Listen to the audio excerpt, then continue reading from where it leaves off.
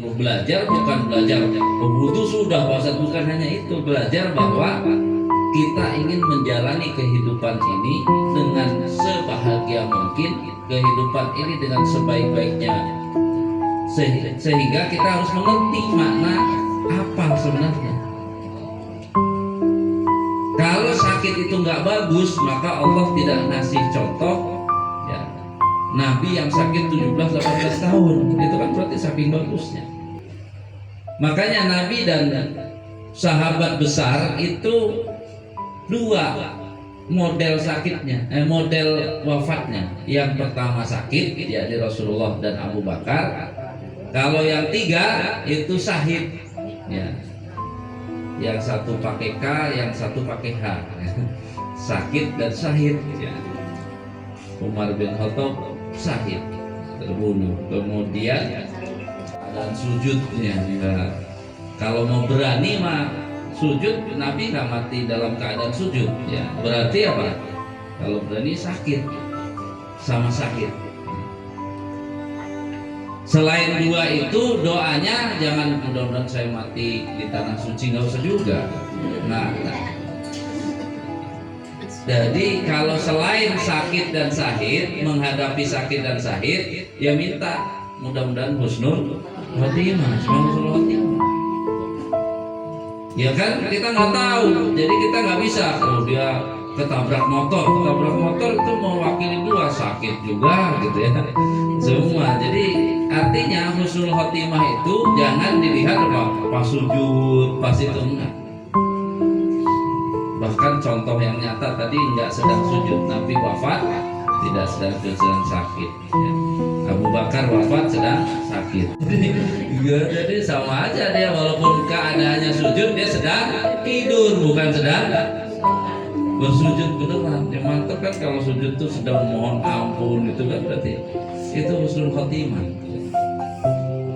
Wah saya berangkat haji, mudah-mudahan saya wafat di sana. Oh hati-hati. Saya mohon doa, mohon maaf juga, insya Allah berangkatnya tanggal 14 Mei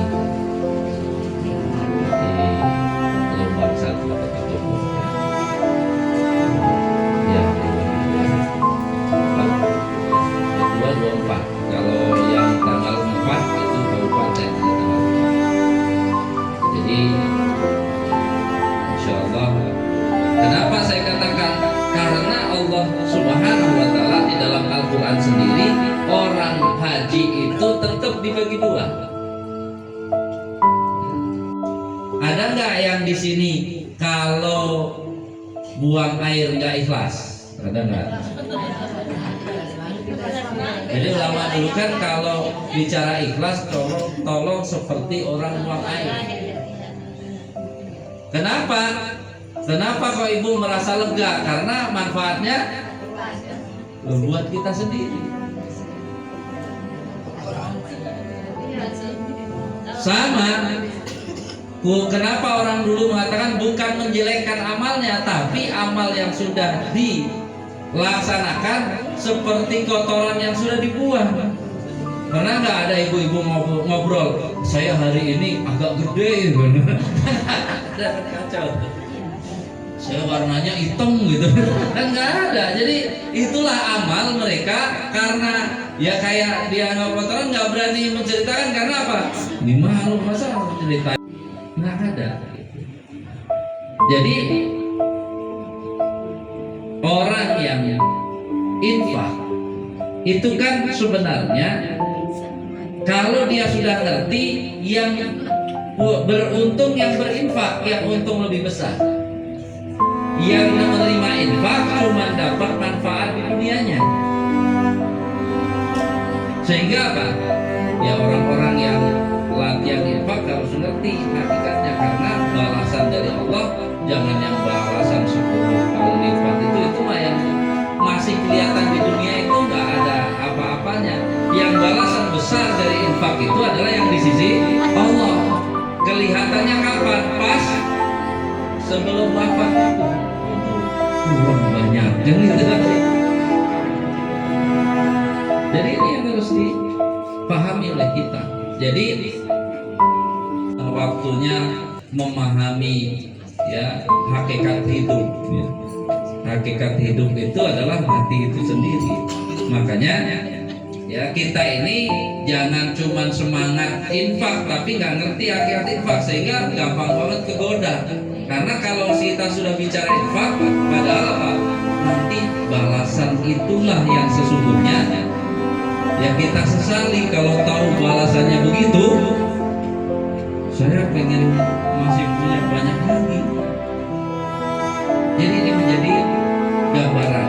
Maka meningkatkan amal di bulan Syawal itu sebenarnya seiring sejalan dengan mengikuti ilmu yang kita pahami. Makanya siapa yang ilmunya makin tinggi maka tidak akan berani. Itu kan yang terjadi kan? Oh ibu ini begini amat, kita nggak ngerti.